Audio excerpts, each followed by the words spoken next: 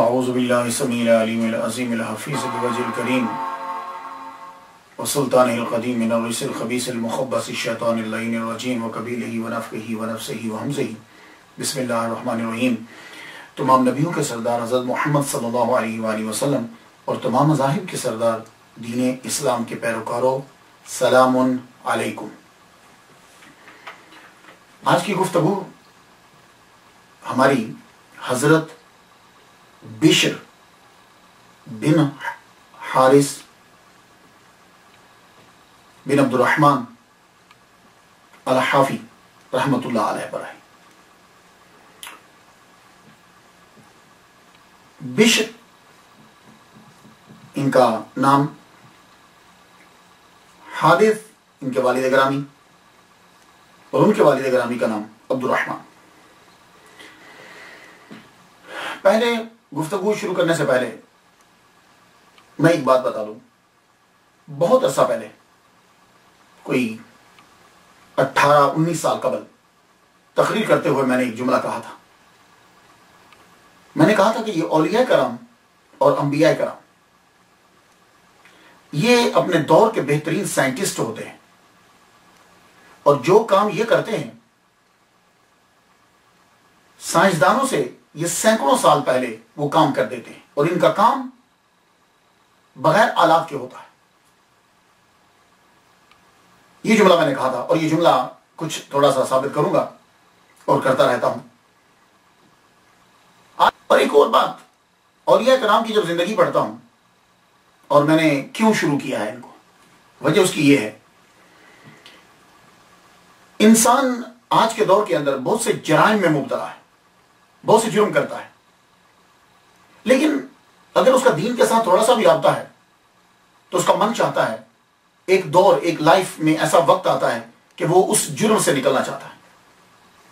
تو اولیاء کرام کی زندگی میں بہت سے اولیاء کرام ایسے اللہ نے ان کو اپنا قرب دیا، پہلے وہ کسی جرم میں مبتلا ہوئے، ایک دم سے اللہ تعالیٰ نے ان کو توبہ کی توفیق دے دی۔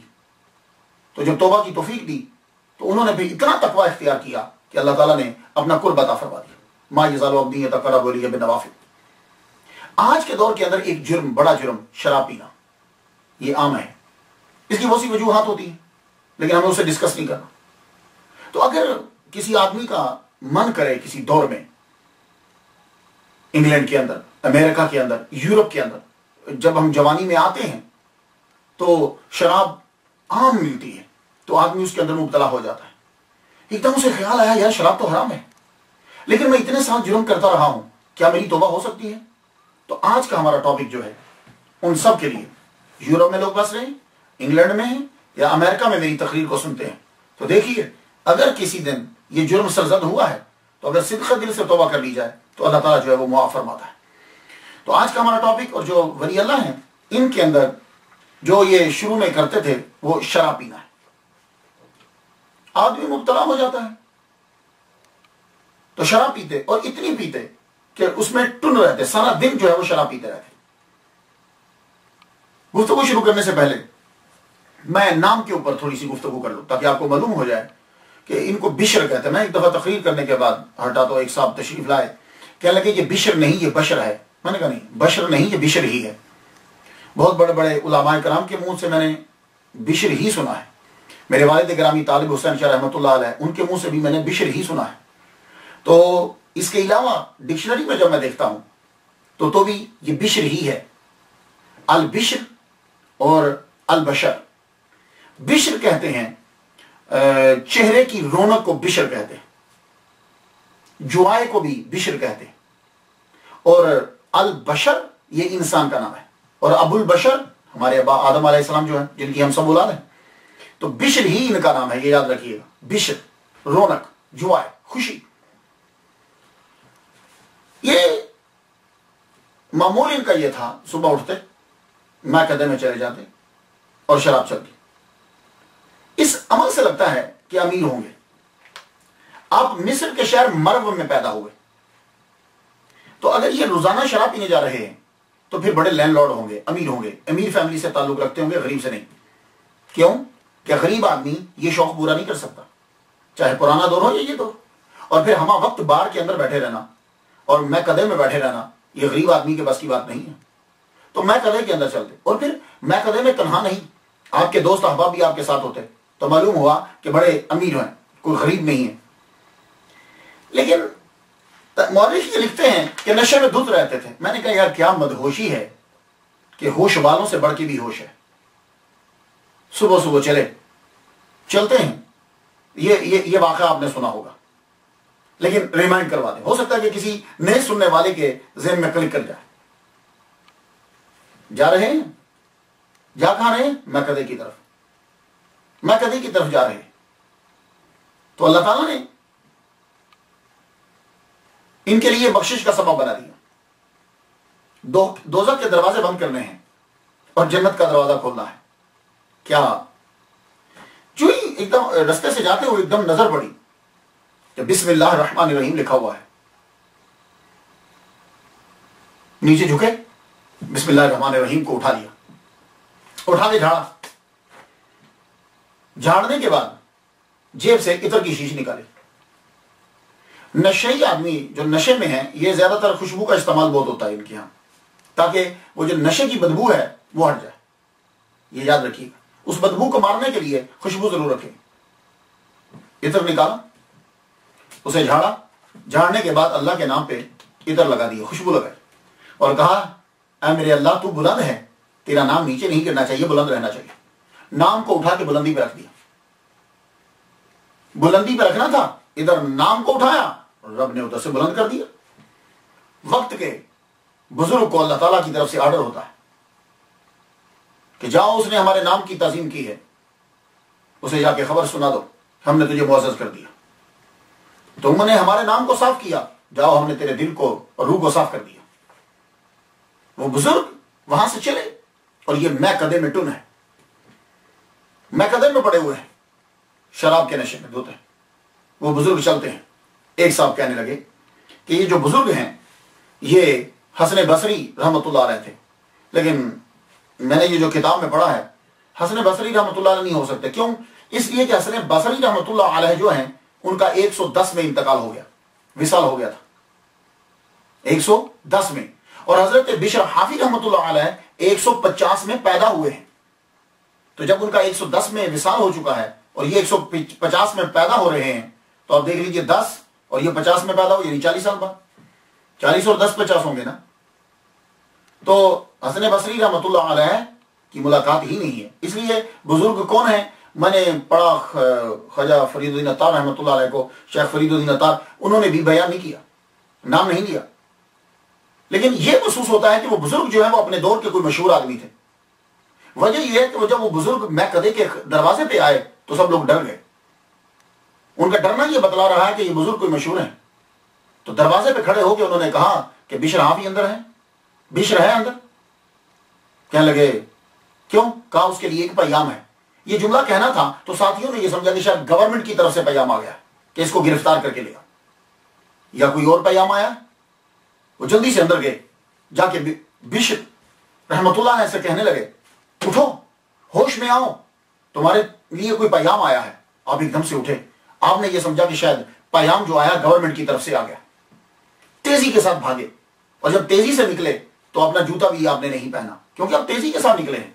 جوتا پہنتے تو دیر ہو جاتی, ڈر سے کہ شاید گورنمنٹ کی طرف سے باہر آئے. تو دیکھا وہ بزرگ سامنے کھڑے, ایک دم سے نظر کو جھکا لیا. حکم میرے لیے. آپ نے فرمایا دیکھو اللہ تعالیٰ کی طرف سے یہ حکم ہے اور یہ پیغام میں نے تم تک پہنچا دیا کہ اللہ فرماتا ہے کہ تم نے ہمارا نام بلند کیا, ہم نے تم کو بلند کیا. تم نے ہمارے نام کی تعظیم کی ہے, ہم نے تمہیں معزز کیا. اور یہ وہ راز تھا کہ جسے صرف بشر الحافی رحمت اللہ علیہ جانتے تھے. یہ کوئی اشارتاً جملے نہیں ہیں, یہ وہ سمجھ گئے, وضاحتاً جملے کہ تم نے ہمارا نام بلند کیا, ہم نے تمہیں بلند کر دیا. وہ سمجھ گئے کہ یہ وہی بات ہے اور یہ واقعی میرے اللہ کی طرف سے حکم ہے. تو اب وہ جو اس وقت تھے جب یہ تجلی ان کے اوپر پڑی, یہ جملہ سننا تھا, سب چیزیں آشکار ہو گئی.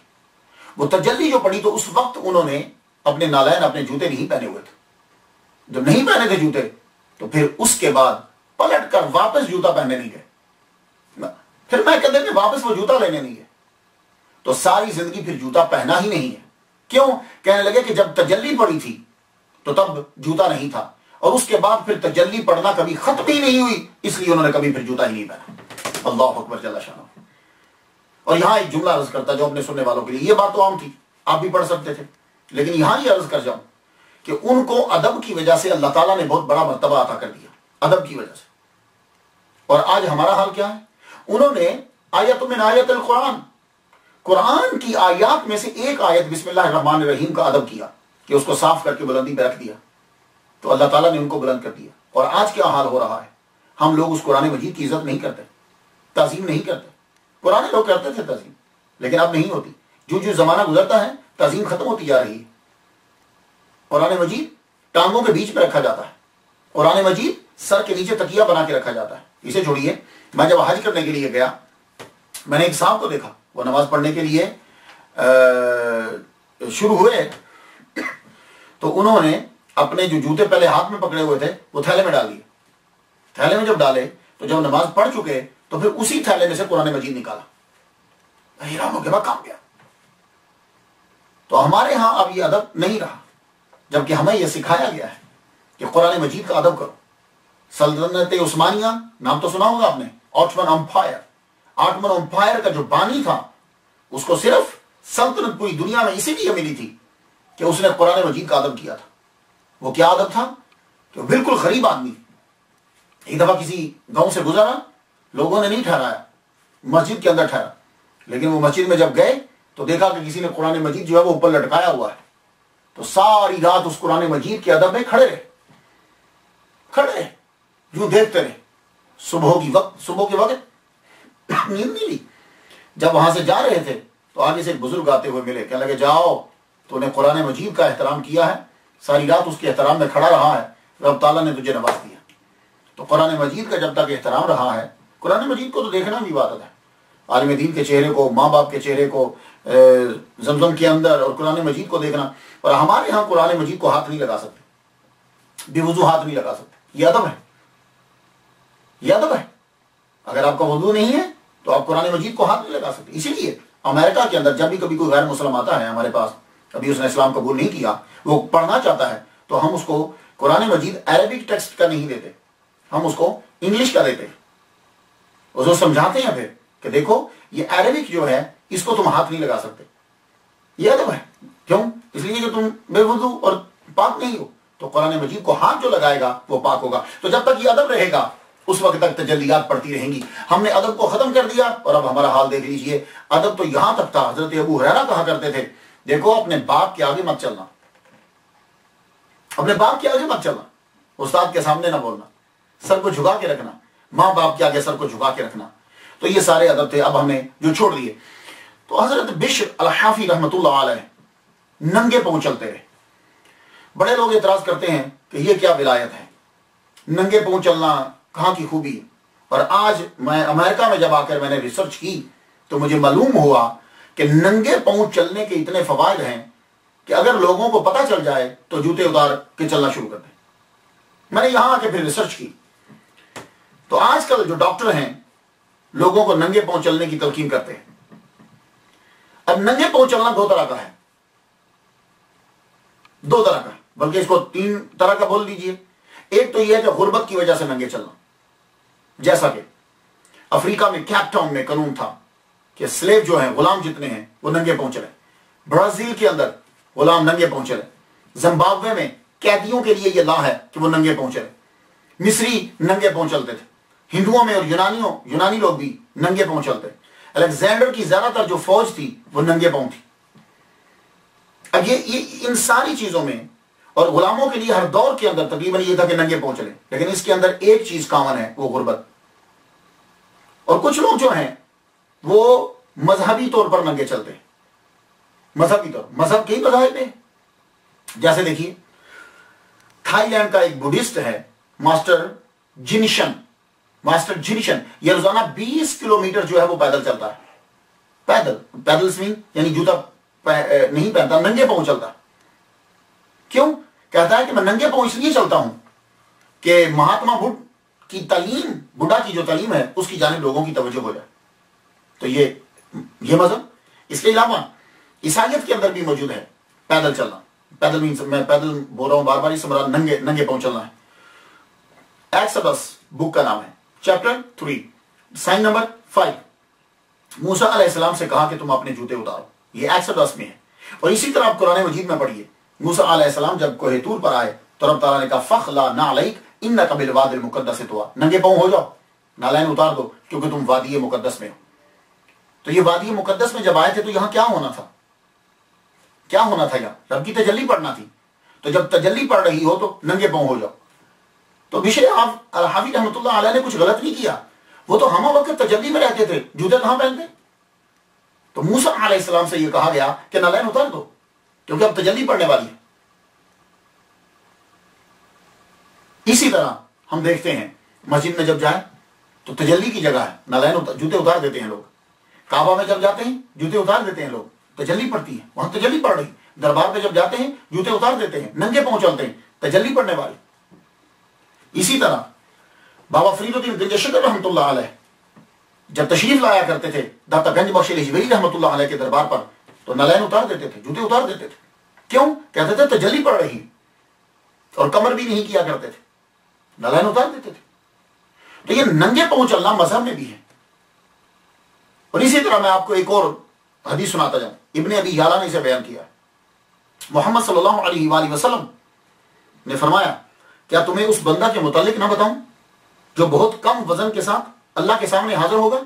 عرض کی یا رسول اللہ بتائیے۔ فرمانے لگے ننگے پاؤں نیکی کی طرف بڑھنے والا، نیک کاموں کی طرف بڑھنے والا، یعنی ننگے پاؤں نیک کاموں کی طرف بڑھنے والا رب کے سامنے حاضر ہوگا کم وزن۔ اور اللہ تعالیٰ محبت کی نظر اس کے اوپر ڈالتا ہے کہ جو ننگے پاؤں نیک کاموں کی طرف بڑھتا ہے۔ اور ایک اور حدیث مبارکہ آپ کی نظر کرتا جاؤں، شیخ فرید الدین عطار رحمۃ اللہ علیہ نے اسے بیان کیا ہے کہ حضور صلی اللہ علیہ وآلہ وسلم نے پاؤں مبارک زمین سے اٹھا لیے۔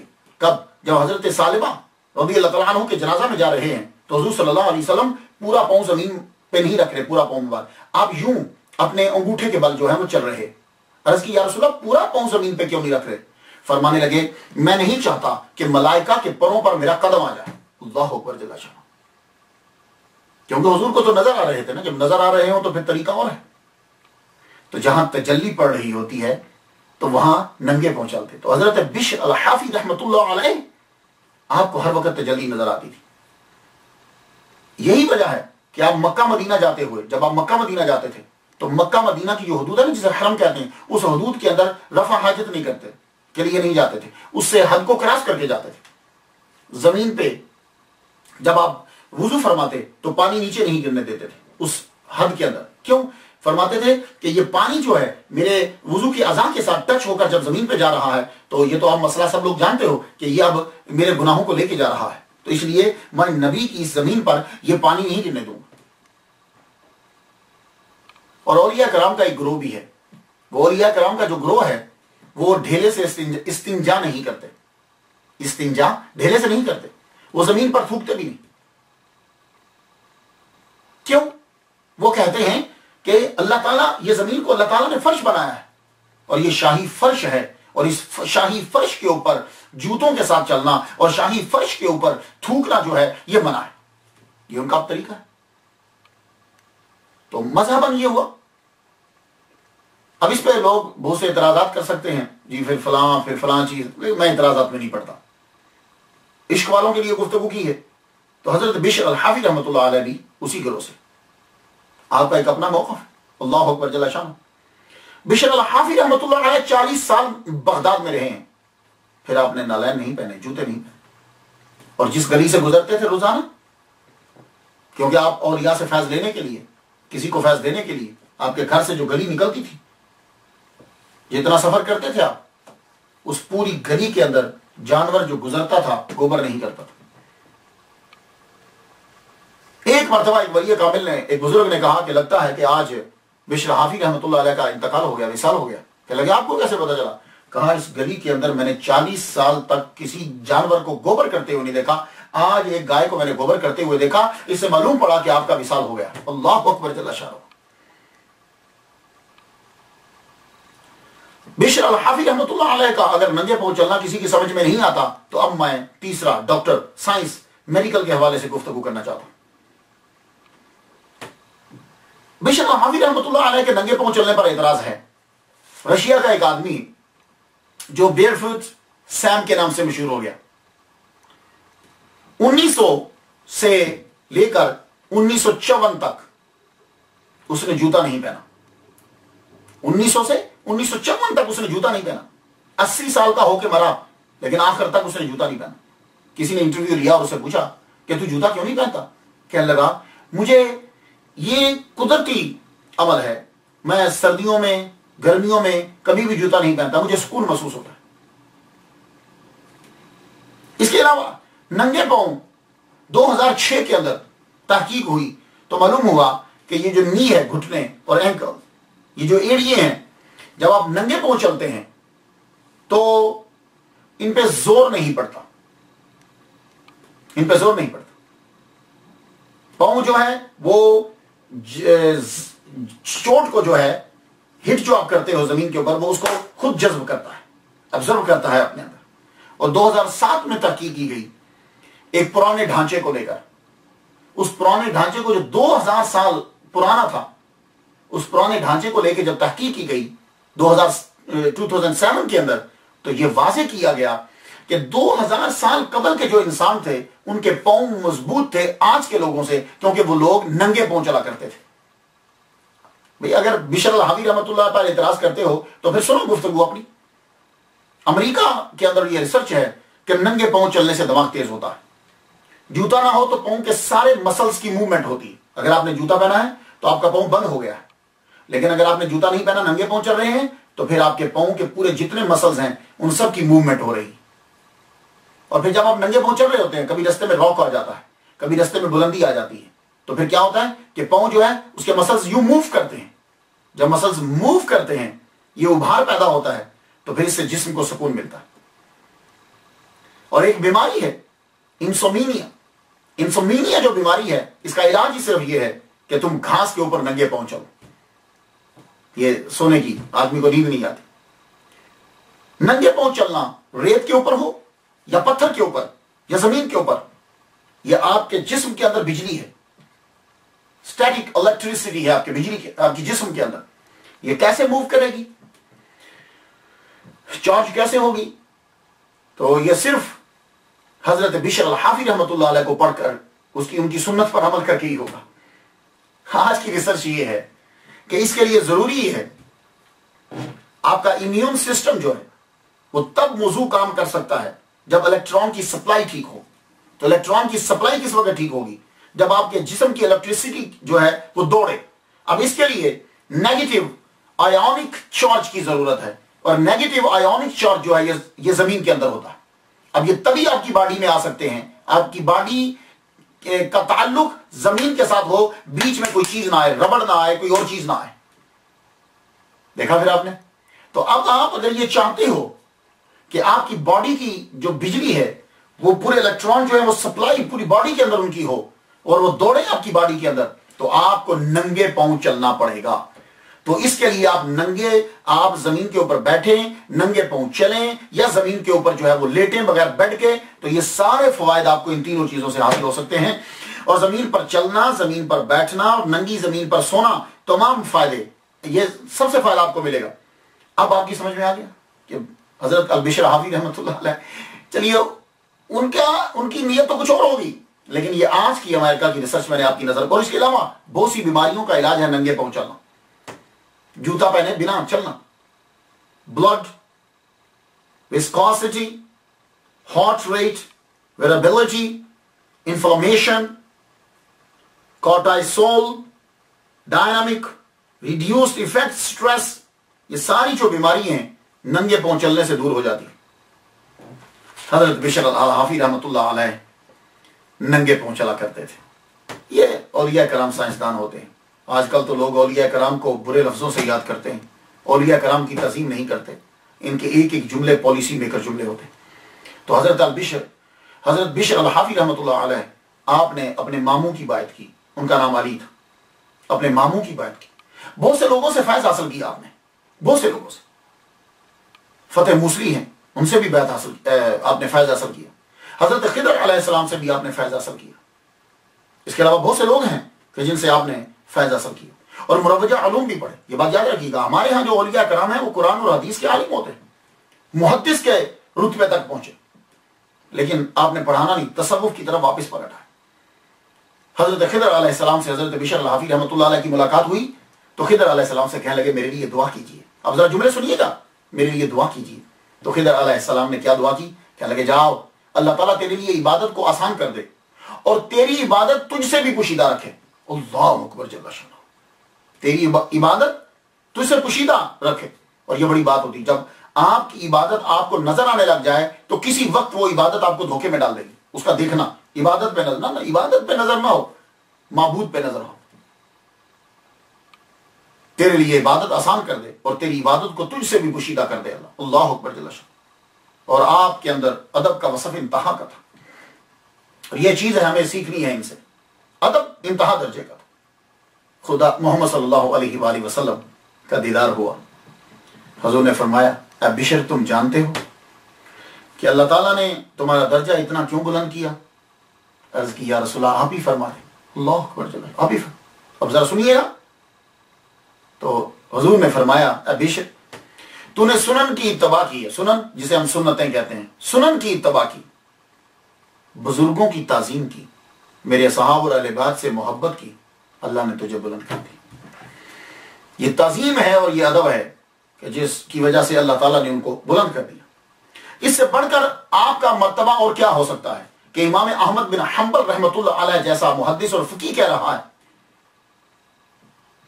کیا فرماتے ہیں کہ علم میرے پاس, علم دین کو میں زیادہ جانتا ہوں اور خدا کو وہ زیادہ جانتا, اللہ کو وہ زیادہ جانتا.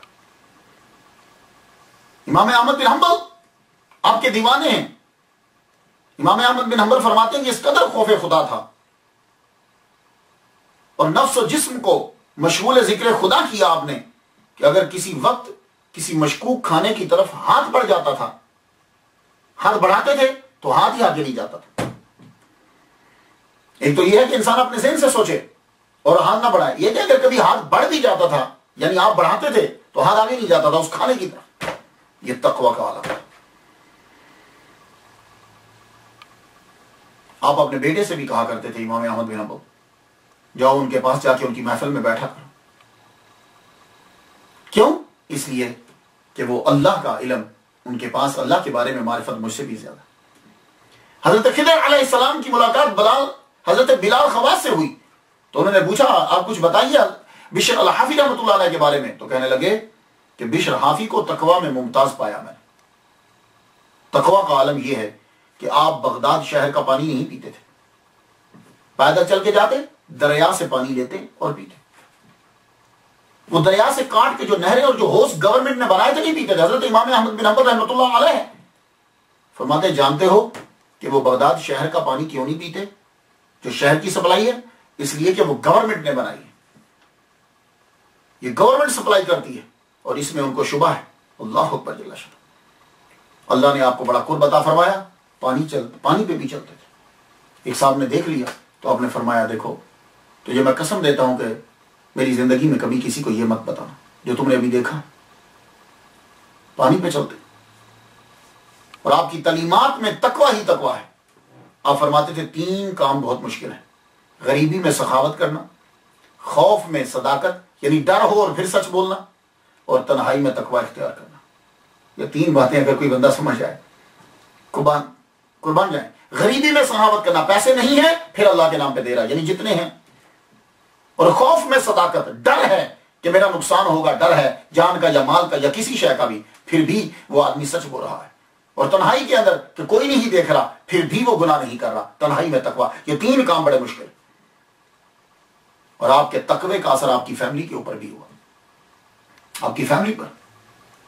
ایک عورت حضرت امام احمد بن حنبل رحمۃ اللہ علیہ کے پاس آئی, کہنے لگی ایک مسئلہ پوچھنے آئی ہوں, میں چھت پہ بیٹھی ہوئی تھی اور سود کاٹ رہی تھی.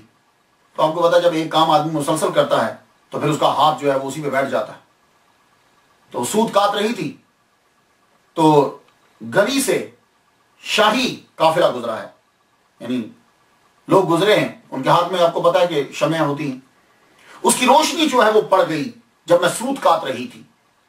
تو جتنی دیر میں وہ سوت کاٹا گیا کیا وہ میرے لیے جائز ہے کہ ناجائز ہے؟ امام احمد بن حنبل رحمۃ اللہ علیہ نے یوں نظر اٹھا کے دیکھا تو پوچھنے لگے تم ہو کون؟ کہنے لگی میں بشر حافی کی بہن ہوں. فرمانے لگے تیرے لیے جائز نہیں. اللہ اکبر. فرمانے لگے تیرے لیے جائز نہیں ہے. تو کیوں؟ تم اہل تقوی کے خاندان سے تعلق رکھتی ہو. اللہ اکبر جل شانہ. تم اہل تقوی کے خاندان سے تعلق رکھتی ہو. یہ ہیں بشر الحافی رحمۃ اللہ علیہ. 10 محرم کو آپ کا وصال مبارک ہوا. 227 ہجری میں رخصت ہوئے. 77 سال کی جو ہے وہ آپ نے عمر پائی. کسی نے خواب میں دیکھا تو پوچھا کیا ہوا؟ فرماتے ہیں اللہ تعالیٰ نے مغفرت فرما دی اور کہا خوب کھاؤ اور پیو کیونکہ تو نے میری خاطر خود کو بہت بھوکا رکھا ہے. اور آپ کا ایک پالیسی میکر جملہ ہے جسے ٹائٹل جملہ کہتا ہوں میں. وہ جملہ آپ کا یہ ہے پانی جب تک رواں ہے پاک ہے، جب رک جاتا ہے گندا ہو جاتا ہے. پانی کو رواں رہنا چاہیے. اس کی بہت سی تشریحات ہو سکتی ہیں لیکن ایک یہ ہے کہ تمہارے پاس جو چیز ہے وہ چلتی رہے، وہ آگے بڑھتی رہے تو فائدہ دیتی رہتی، اور جب رک جاتی ہے تو پھر فائدہ اتنا نہیں دیتی. اس کی بہت سی تشریح لیکن میں یہ کرنا چاہتا ہوں اس لیے کہ میری مشن سے یہ تعلق رکھتی ہے یہی تشریح. اس لیے آپ نے جو سنا مجھے جو آتا تھا میں نے آپ تک پہنچا دیا. آپ جو سنو یہ اب آگے تک پہنچاؤ. اس کو آگے جو یہ چیز چلتی جائے گی علم آگے چلے گا، بتاتے جائیں گے تو بڑھتا جائے گا. اجازت دیجیے. وآخر دعوانا ان الحمدللہ رب العالمین.